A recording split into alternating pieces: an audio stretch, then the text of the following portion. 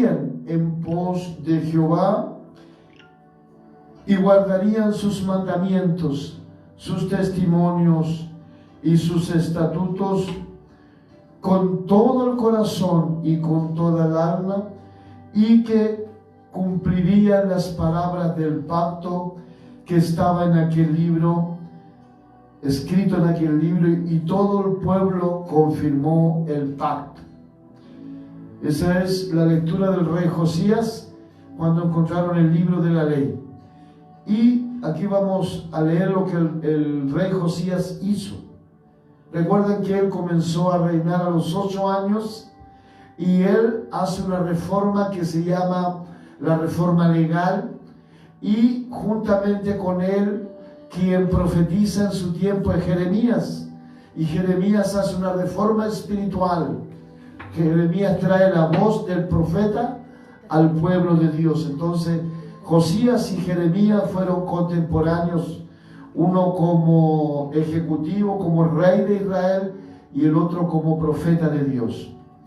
Entonces mandó el rey al sumo sacerdote Hilcías, a los sacerdotes de segundo orden y a los guardianes de la puerta, que sacasen del templo de Jehová todos los utensilios que habían sido hechos para Baal,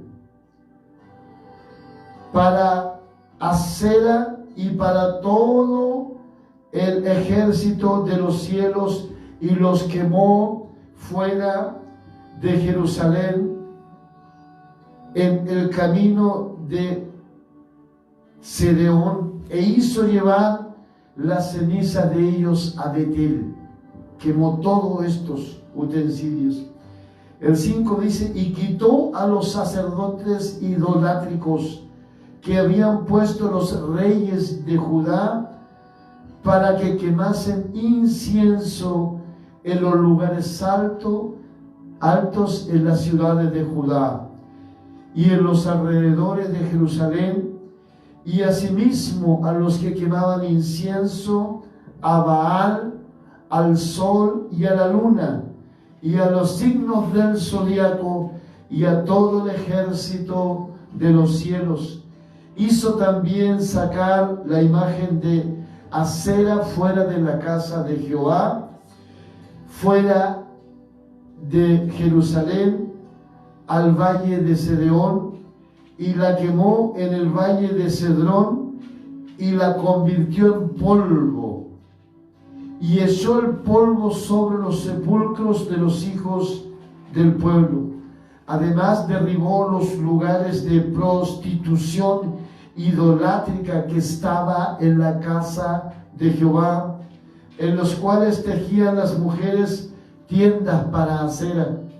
E hizo venir todos los sacerdotes de las ciudades de Judá, y profanó los lugares altos donde los sacerdotes quemaban incienso, desde Geba hasta Beerseba, y derribó los altares de las puertas que estaban a la entrada de la puerta de Josué, gobernador de la ciudad, que estaba a la mano izquierda a la puerta de la ciudad. Pero los sacerdotes de los lugares altos no subían al altar de Jehová en Jerusalén, sino que comían panes sin levadura y carnes entre sus hermanos. Asimismo profanó a Tofet, que está en el valle del hijo de Hinoem, para que ninguno pasase su hijo o hija por fuego a Moloc. Quitó también los caballos que los reyes de Judá habían dedicado al sol a la entrada del templo de Jehová, junto a la cámara de Natán Melech, eunuco, el cual tenía a su cargo los ejidos, y quemó al fuego los carros del sol. Además derribó los altares que estaban sobre la azotea de la sala de Acaz, que los reyes de Judá habían hecho, y los altares que había hecho Manases en los 2 atrios de la casa de Jehová, y de allí corrió y arrojó el polvo al arroyo del Cedrón. Bien, la lectura continúa. Usted puede ver todas las reformas de Josías y también se puede percatar en este tiempo de la historia de Israel lo apartado que estaba Israel del orden sagrado, de la forma y de la manera en que debían adorar a Dios. Entonces este joven hijo de David que comenzó a reinar anduvo en el mismo camino de su padre, que fue un hombre recto, y cuando se encontró el libro de Dios, el libro del pacto que Moisés hizo con la nueva generación antes de morir, antes de cruzar para tomar Canaán, allí hicieron pacto, la renovación del primer pacto que hicieron en el Sinaí. Allí antes de morir Moisés renueva el pacto con la generación que había nacido en el desierto, que no conocían a Dios y que no habían visto las maravillas de Dios. Entonces allí Dios hace un pacto, Moisés hace pacto, les recuerda que deben mantenerse rectamente y servir a Jehová. Y ustedes ya conocen después la historia de Josué, también conocen la historia de los reyes que vinieron, Ezequías, Manases, todos los reyes que vinieron antes, llegaron al extremo de tener una casa de prostitución en el templo. Llegaron al extremo de tener otros dioses, muchísimos dioses. Incluso los hijos de Israel pasaban por fuego a sus hijos para honrar al dios Moloch. Todos estos dioses eran falsos. Le hicieron los reyes de Judá, hicieron figura a las figuras del zodiaco, hicieron figuras idolátricas de caballos, del sol, la luna y todo el ejército del cielo. Se habían transformado completamente, estaban totalmente perdidos y extraviados. El pueblo de Israel estaba completamente alejado de Dios, servían a otros dioses a tal extremo que el libro del pacto, el libro de la ley, ya no estaba en medio del pueblo hasta que se encontró con Hilcías. Cuando fueron a buscar al templo de Jerusalén, ahí encontraron el libro del pacto de Moisés con Israel, el libro de la ley, y allí él, este joven, hizo que todo Israel hiciera nuevo pacto. Y después que Israel hizo nuevo pacto con Dios, derribó todas las imágenes, derribó todos los altares, fundió todos los utensilios que no eran de la casa de Dios, botó, quemó, hizo polvo todas las figuras idolátricas, el panteón de dioses que tenían los reyes de Judá, lo extraviado que estaban los sacerdotes extraviados, los reyes extraviados. Entonces aquí encuentra la palabra de Dios una gran verdad, que el pueblo de Dios se perdió por falta de conocimiento. Y aquí vemos lo extraviado que estaba. Usted puede leer con detención la cantidad de dioses, la cantidad de figuras, la cantidad de atrocidades que se cometían en el templo de Jehová, prostitución, quemando niños vivos para sacrificarlo a Moloch, adorando otros dioses con sacerdotes de otros dioses. Los sacerdotes de Jerusalén se habían pervertido, eran sacerdotes de Baal, de los dioses de Asera, de Moloch, se habían extraviado. Y este periodo de la historia de Israel se conoce como la reforma de Josías. ¿Qué quiero decir con esto? Que a veces el pueblo de Dios está completamente perdido. El pueblo está total y completamente extraviado de la verdad. Pero yo les aseguro que los habitantes de aquel tiempo de Jerusalén, de Judá, ellos creían que estaban lo mejor del mundo. Ellos creían que estaban todos bien. pero no se daban cuenta que estaban perdidos. Por eso Jesús les dijo a los fariseos: ciegos, guías de ciegos. Les dijo: sepulcros blanqueados, están bonitos por fuera, pero por dentro huelen a muerte. El hedor de la muerte están ustedes, porque la Biblia dice que la paga del pecado es muerte. Por eso el Maestro nos enseña y nos dice: y conoceréis la verdad, y la verdad os hará libres. Y Jesús dijo: yo soy el camino, la verdad y la vida. Todo lo que la iglesia necesita: el camino, el sendero por donde debes andar. La Biblia dice: te haré entender y te enseñaré el camino en que debes andar. Sobre ti fijaré mis ojos. Salmo 32, 8. Sobre ti fijaré mis ojos. Entonces, amados hermanos auditores, que el Señor les bendiga. Estamos en el mes de la Reforma y aquí estábamos leyendo un capítulo extraordinario que refleja lo tremendamente extraviado que estaba el pueblo de Dios. Y Josías hizo llamar a los sacerdotes y a los profetas, porque los profetas también se extravían. ¿Cuántos profetas hablaron que el rechazo iba a ganar? Y perdió, se perdió. ¿Cuántos profetas hablan en nombre de Dios? Pero Dios no ha hablado a través de ellos. Falsos profetas. Se llaman a sí mismos profetas, pero la palabra de Dios no está en ellos. Cuando a veces un profeta tiene la presunción de hablar en el nombre de Dios, Dios da testimonio y nos habla y nos dice: mis palabras no están en su boca. Mis palabras no están en su boca. Profetas mentirosos, sacerdotes extraviados, hombres perdidos. Ustedes recuerdan que Jeremías decía: no, Nabucodonosor va a venir y se los va a llevar preso a todos, esclavos, lanzados, seréis esclavizados. Y todos los otros profetas decían: no, no habrá guerra, estaremos en paz.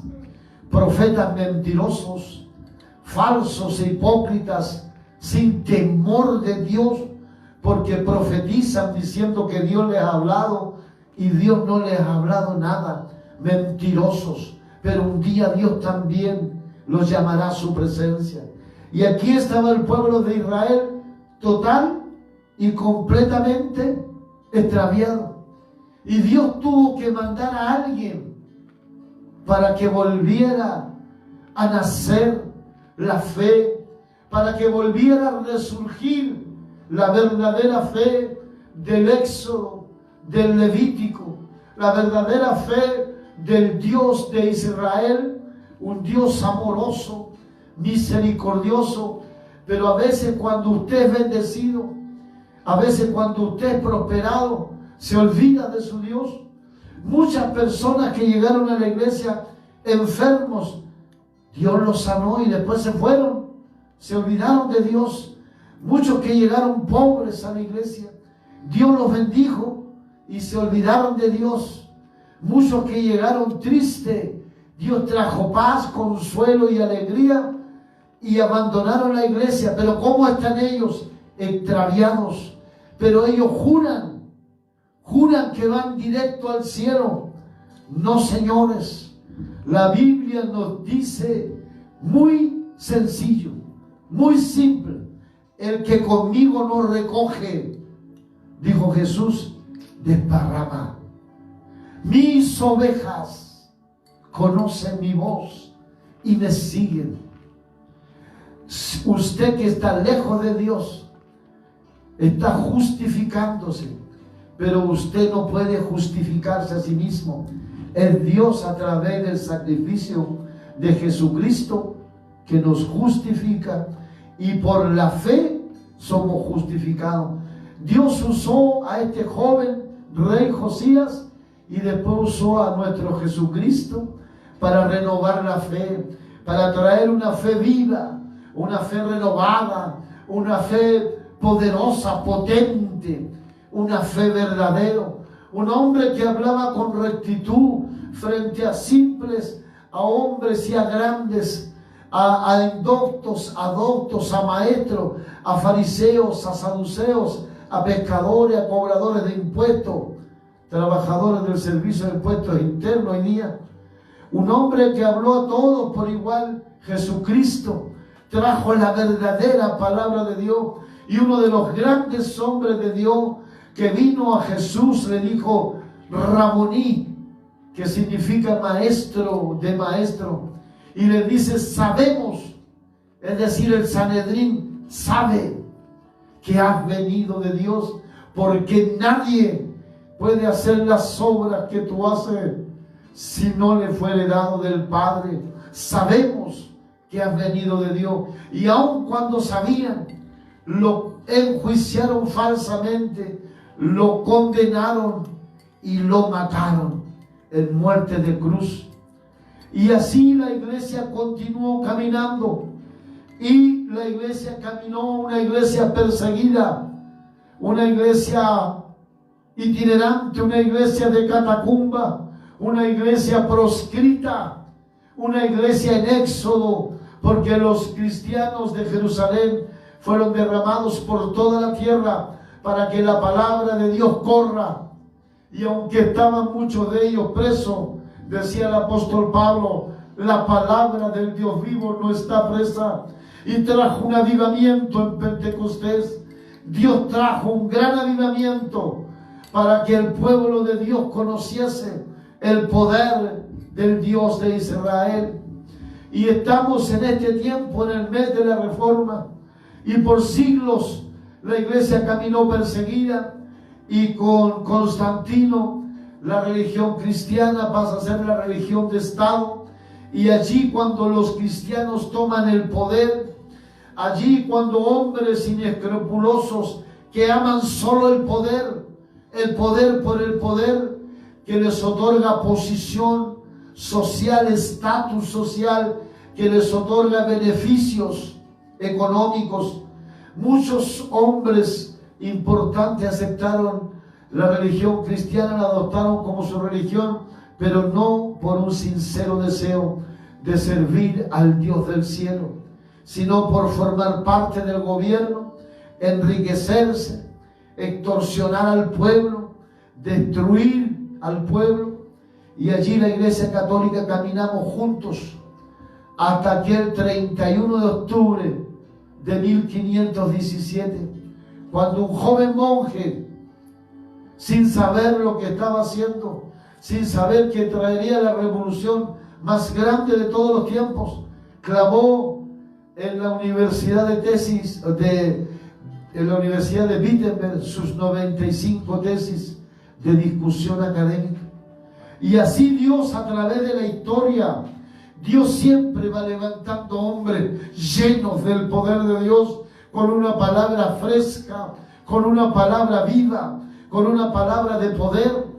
Y la reforma no solo es de Lutero, la reforma viene con Josías, la reforma viene con Jesús, la reforma viene con los padres de la iglesia, la reforma viene con Atanasio, con Eusebio, Heraclito, con Agustín de Hipona. La reforma viene, hombres llenos del poder de Dios, y Dios trae aire fresco. Amén. Y vuelve la iglesia a las sendas antiguas. Por eso nosotros en la iglesia tenemos una alabanza que dice: volver al tiempo aquel, donde todos éramos iguales, donde no importaba la hora, donde el dolor del otro era mi dolor, donde la tristeza de mi hermano era mi tristeza, donde la enfermedad de mi hermano era mi pena, mi tristeza, su llanto era mi llanto, su alegría, mi alegría, y juntos adoramos a Dios. No importa nuestra condición social, no importa nuestra raza, no importa nuestra condición cultural, económica, intelectual, académica, juntos. Porque cuando un pueblo se une, Dios desciende. Porque la Biblia dice, y cuando llegó el día de Pentecostés, estaban todos unánimes, juntos, unánimos, un solo pensamiento.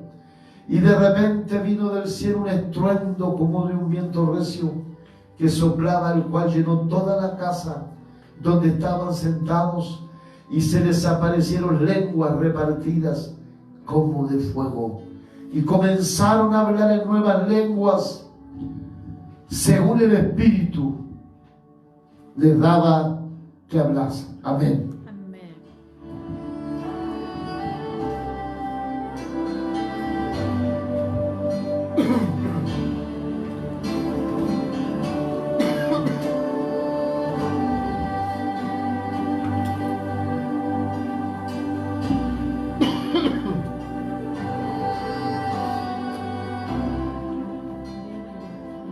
Los cristianos evangélicos chilenos, protestantes,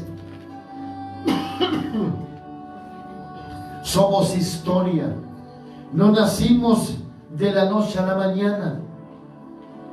Estamos insertados en la historia de la iglesia. No nacimos por generación espontánea.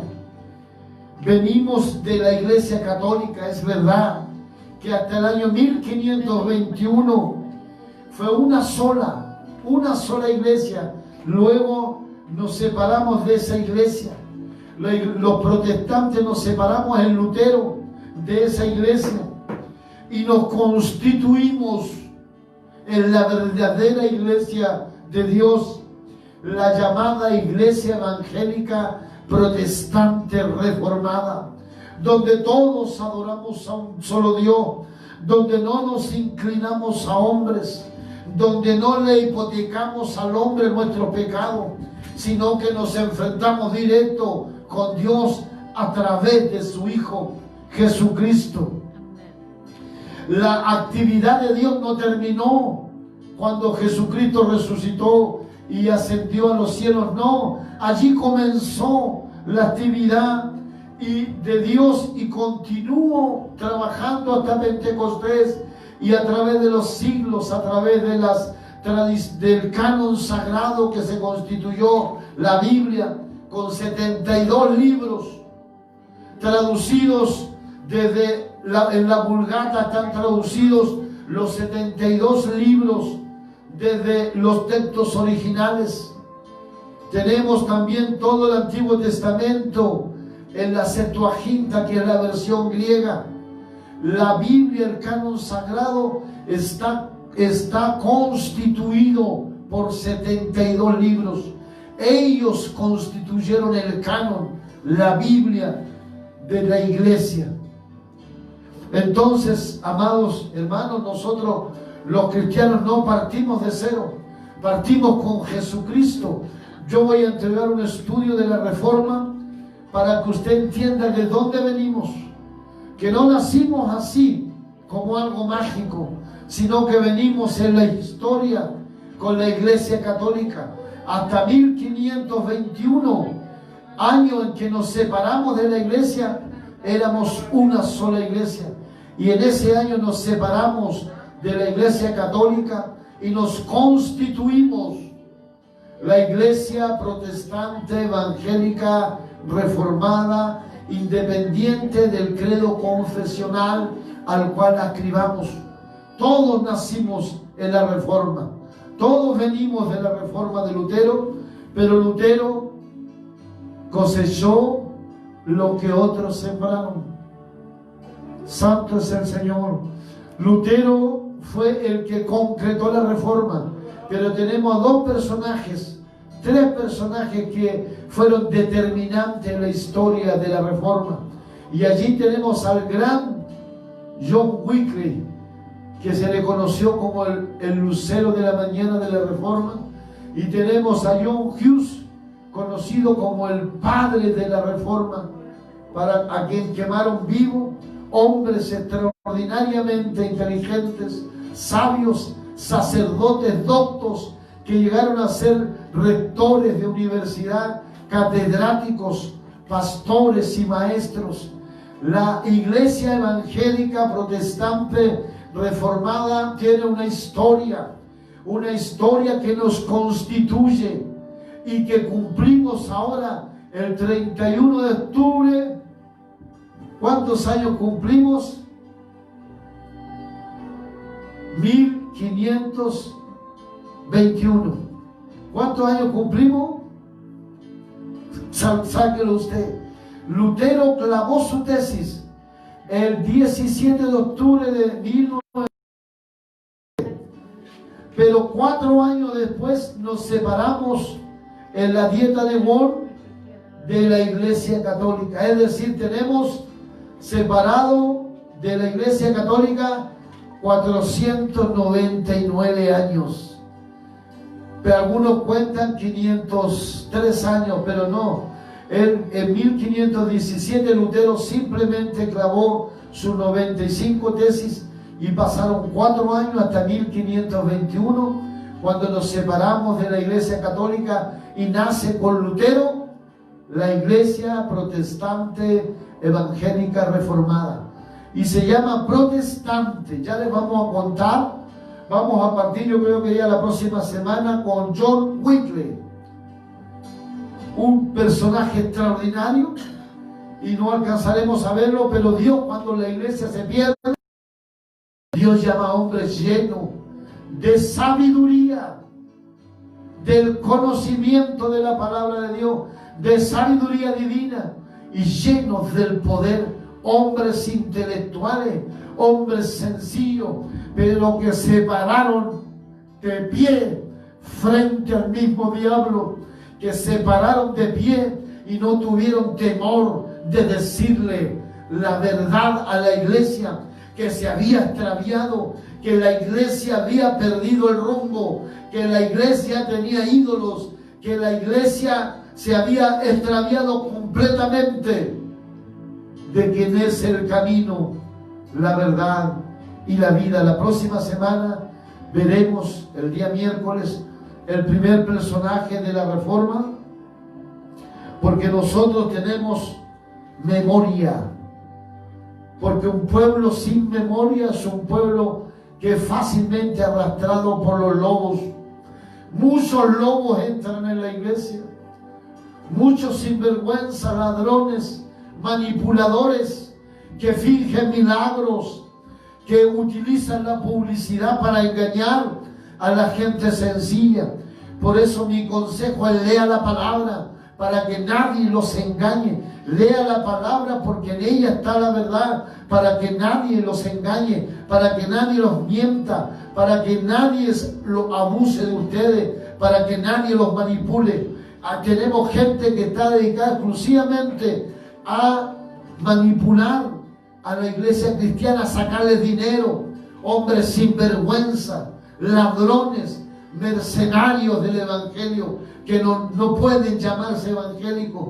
Tenemos brasileños con una cantidad de triquiñuelas para sacarle dinero a la gente ahí en Cristo, en toda esta iglesia universal de los santos de los últimos días.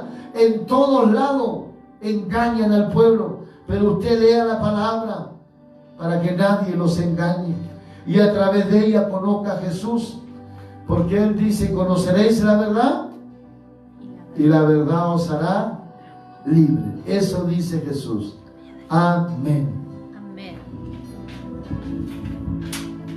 Próxima semana, vamos a ver 3 personajes: John Wycliffe, la estrella matutina de la Reforma; John Hughes, el padre de la Reforma, al ganso a quien quemaron vivo la Iglesia Católica; y a Lutero, el cisne de la Reforma. Dios les bendiga.